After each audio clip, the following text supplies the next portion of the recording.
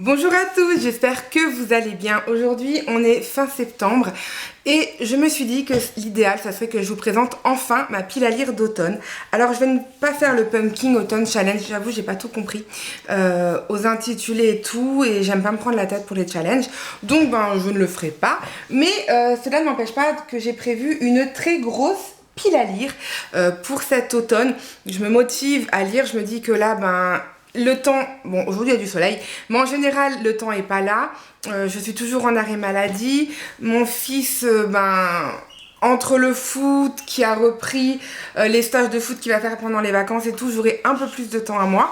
Donc pourquoi pas essayer de me challenger aussi et de lire pas mal de livres et de pourquoi pas vider ma palle. Comme vous pouvez le voir là, ici, il y a quand même pas mal de trous. Donc j'espère pouvoir lire tout ça. Je vais vous les présenter un peu à la one again, hein, vraiment, il n'y a pas de préférence. Il y a un peu de tout, vous allez vous en rendre compte. Donc tout d'abord, je vais lire Nathan Wheelers, le nouvel élu aux éditions Horizon Jeunesse de Olivier Souris. Donc c'est un roman que j'ai reçu il y a 2 mois environ des éditions Horizon. Et je me suis dit que j'allais le garder pour cette période parce que pour moi, clairement, on ne peut pas faire plus Halloween que ça. Donc c'est l'histoire de Nathan qui vit une vie paisible sur l'île de Marvelous. Il est entouré de ses parents qui eux sont climatologues. Et d'un vieux pêcheur qui s'appelle Isidore, mais à 13 ans, il reçoit un étrange présent et tout change. Il va être le nouvel élu capable d'éviter la guerre des mondes. Les sorciers du bien et du mal vont se disputer. Et voilà, un petit peu pour l'histoire. J'en sais pas plus, je suis assez curieuse, je vous l'avoue, de découvrir ce roman.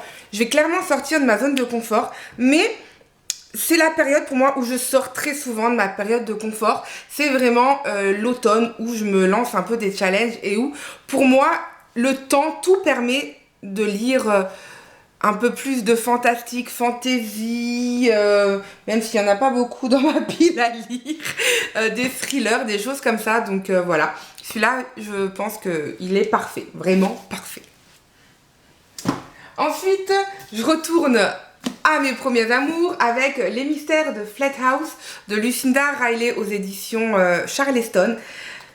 Je vous avoue que c'est vraiment la couverture en fait qui me donne envie de le lire pour l'automne. C'est assez mystérieux. Donc là, on est également dans un côté thriller. J'ai pas trop l'habitude de voir Lucinda Riley dans des thrillers. Mais en gros, on se retrouve dans un austère dortoir de Flat House, qui est une vieille bâtisse victorienne. Et un élève y est retrouvé mort dans sa chambre. Le directeur s'empresse de conclure à un tragique accident. Mais une enquêtrice sollicitée pour l'enquête n'est pas de cet avis. Les mystères et les mensonges vont se multiplier et Jazz va se retrouver dans un monde fait de jeux de pouvoir, de dépendance et d'affaires inachevées. Bientôt, des secrets vieux de plus de 30 ans vont refaire surface. Bien plus sombre que ce que l'on peut l'imaginer. Donc voilà, clairement, c'est pas du tout dans ce style-là que j'ai l'habitude de lire du Lucinda Riley. Donc je suis très très curieuse de lire ce roman qui pour moi est également parfait pour cette saison. Ensuite, ça c'est plus parce que c'est cocooning et c'est exactement ce que j'aime en automne. Avoir, j'ai pas de chat, mais mon petit chien, mon petit livre et mon petit livre c'est mieux, et mon petit plaid et mon petit lit, voilà.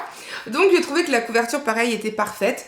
Donc là on fait partie, une femme imposante et énigmatique coincée entre le paravent et le bureau d'angle d'une petite bibliothèque. Sayuri attend patiemment ceux qui décident de venir la voir.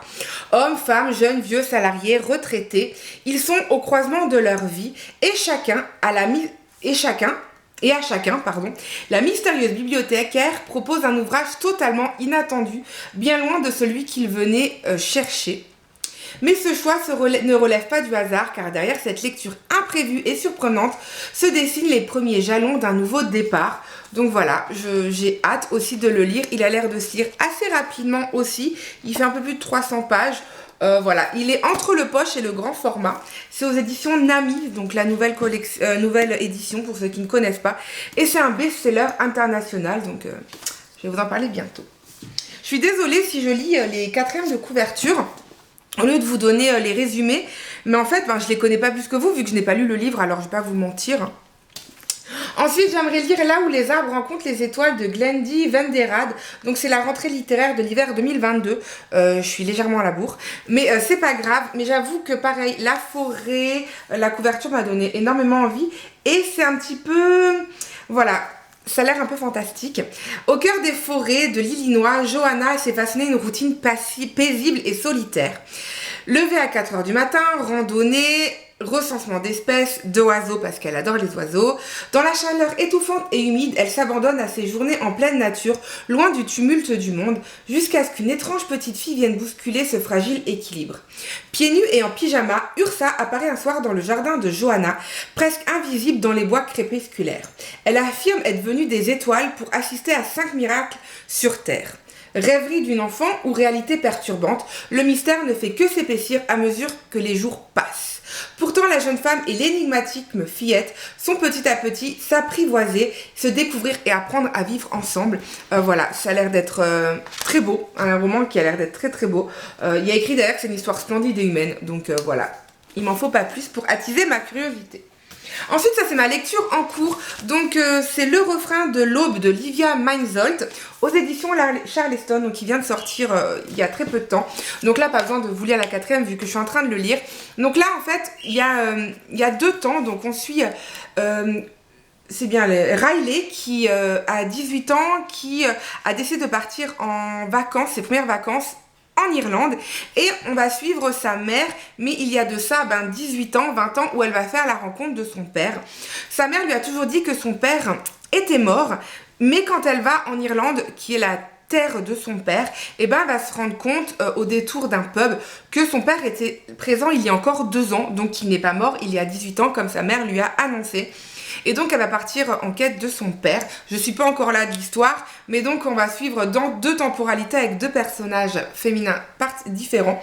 Voilà, ça me tente énormément. Pour l'instant, je suis à la page 60 et j'aime beaucoup, donc à voir la suite. Ensuite, De si beaux lendemains de Demi Macomber. J'adore Demi Macomber, j'adore la saga Retour à Cedar Cove, et celui-là c'est le tome 5. Donc j'ai hâte de le lire. Je crois même que c'est le dernier, donc je vais avoir énormément de nostalgie. Je vais pas vous raconter l'histoire du tome 5, hein, bien évidemment.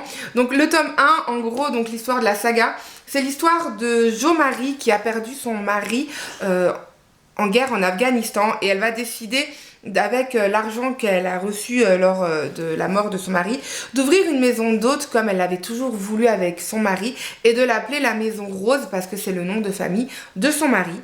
Et de là, il va y avoir en fait dans chaque tome 2 ou 3 personnages qui vont arriver dans la maison d'hôtes qui sont pas forcément heureux et en repartant vont être heureux. C'est assez cliché, ça fait assez film américain, il y en a qui n'aiment pas, mais moi ça me détend et j'adore ça. Donc j'ai hâte de lire le tome 5. Et de plus, on suit Jo Marie passer du deuil à essayer de revivre, et c'est vraiment très beau, c'est très bien écrit, c'est très bien fait, c'est cocooning, enfin c'est parfait. Pour moi en tout cas, j'ai hâte de le lire. Ensuite, ce livre, je l'ai dans ma bibliothèque depuis 2018 parce qu'il m'a été dédicacé en 2018, donc ça date. C'est Dans le murmure des feuilles qui dansent de Agnès Ledig, tout simplement parce que pour moi les feuilles égale l'automne, donc je suis très curieuse. Donc je ne me souviens plus du tout, vous imaginez bien en 4 ans, hein, parce qu'il date de décembre 2018, donc oui, ça fait bientôt 4 ans. Anaëlle, une jeune femme dont la vie a été bouleversée par un accident, se reconstruit doucement entre son travail et sa passion pour l'écriture. Thomas raconte des histoires merveilleuses d'arbres et de forêts pour mettre un peu de couleur dans la chambre d'hôpital de Simon, un garçon lumineux et tendre. Chacun se bat à sa manière contre la fatalité. Mais est-ce vraiment un hasard qui va sceller leur destin ? Voilà, c'est pareil, c'est cocooning, ça a l'air sympa. J'adore Agnès Ledig, donc c'est l'un des rares livres que j'ai pas lu d'elle, donc je suis très curieuse. Ensuite, Ce que murmure le vent de Amy Harmon, donc lui il est sorti il y a 1 an maintenant, et c'est pareil, le vent, l'automne. Donc voilà, pareil, je ne sais plus du tout de quoi ça parle, je sais juste qu'il y a 2 temporalités. Pour respecter les dernières volontés de son grand-père, Anne Gallagher fait le voyage de Brooklyn jusqu'à Dromaer, un petit village du nord de l'Irlande. Et ben je vais squatter l'Irlande moi, afin de disperser les cendres de son aïeul sur sa terre natale. Avalée par le brouillard au milieu du lac où elle fait ses derniers adieux, elle est victime d'une mystérieuse attaque. Quand elle se réveille, elle est en 1921 dans le domaine de ses ancêtres. Et donc elle va plonger au cœur de la guerre, du chaos, de la guerre civile. Donc voilà, ça a l'air pareil un petit peu particulier, mais tout aussi beau et les découvertes que j'aime. Donc voilà, j'ai hâte de le lire, comme tous en fait, mais jamais le temps. Ensuite, Meurtre sans filet, donc de Stephen Spoothwood. C'est le tome 2 de cette autrice. Donc le premier, je ne sais plus comment il s'appelait. Bravo Cindy. Est-ce que c'est pas écrit? La fortune sourit aux disparus, qui est sorti aux éditions Calman Levy l'année dernière et cette année aux éditions Le Livre de Poche. Je vous en ai parlé dans un dernier point lecture, donc vous saurez de quoi je parle. Donc en gros là on est dans les années 40 où on va resuivre Will Parker qui est l'adjointe en fait de Lillian Pentecost, qui est elle une détective privée. Et donc ben voilà, on plonge au cœur du Londres dans les années 40 avec des détectives, enfin voilà, vous imaginez bien. Et là, d'après ce que je me souviens de l'histoire, il faut savoir que Will Parker était dans un cirque avant de découvrir la détective, et il va y avoir un meurtre dans le cirque où elle était on travaillait à l'époque. Donc voilà pour un petit peu l'histoire. C'est mi-cosy, mi-enquête. C'est vraiment sympa, j'aime beaucoup. En tout cas, j'avais beaucoup aimé le tome 1, donc voilà.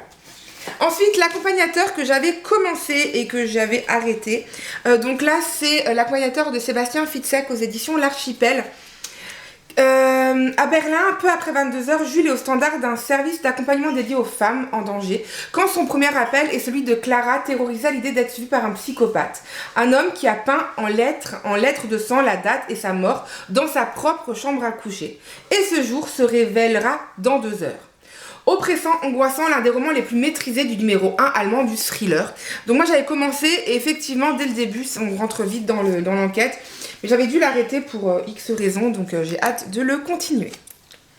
Je vais un peu vite parce qu'il faut que j'aille chercher mon fils à l'école, j'ai évité d'être la mauvaise mère. Ensuite, j'ai envie de lire un grand livre qui est Le Grand Voyage de Rameau aux éditions Métamorphose. Je l'avais acheté sur Vinted parce que Aurélie, qui se reconnaîtra peut-être, sur Instagram en avait parlé et m'avait énormément touchée. Donc les illustrations, elles sont bof. Mais je sais pas, l'histoire qu'elle m'avait dit avait l'air sympa. Donc on a dans les bois des millefeuilles vit une tribu de petites créatures. Une légende ancienne raconte que 3 d'entre elles, jadis attirées par les humains et leurs inventions, ont vécu un drame. Depuis, il est formellement interdit d'avoir un contact avec eux. Sanctionné pour avoir bravé cet interdit, le jeune Rameau doit partir pour Londres, la ville des monstres. Donc voilà, pour moi c'est tout à fait l'automne. C'est une belle petite brique pour un album, donc pourquoi pas. Et les 2 derniers romans, c'est des romans jeunesse. Donc il y a 8 cas de Marie Alino que j'aime beaucoup comme autrice. Et ça fait pareil. Je croyais l'avoir dédicacé celui-là, mais non. Ça fait depuis sa sortie, donc 2020, que je l'ai. Que je me dis que je vais lire à chaque Halloween. Et à chaque Halloween, je ne le lis pas. Mais là, c'est bon, c'est clairement l'un de mes prochaines lectures. Comme ça, je suis sûre de ne pas le laisser passer à côté. Donc dans la campagne perdue du Berry vivent encore des créatures d'antan. Les sorcelages vont loin d'être une famille ordinaire.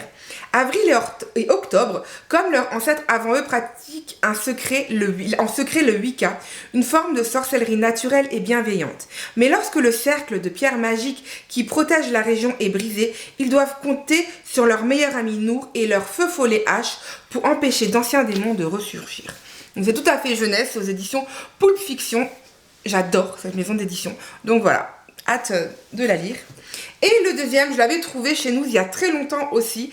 C'est Edgar et les 999 âmes de Marielle Harold aux éditions Bayard Jeunesse.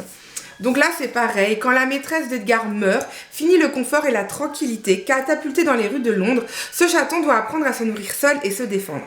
Car depuis des mois, un fauve sans ombre surnommé l'égorgeur hante la ville de nuit, tuant tous les chats qu'il rencontre. Heureusement, Edgar se lie d'amitié avec Algernon, un gros matou courageux, et Leila, une ravissante chatte siamoise.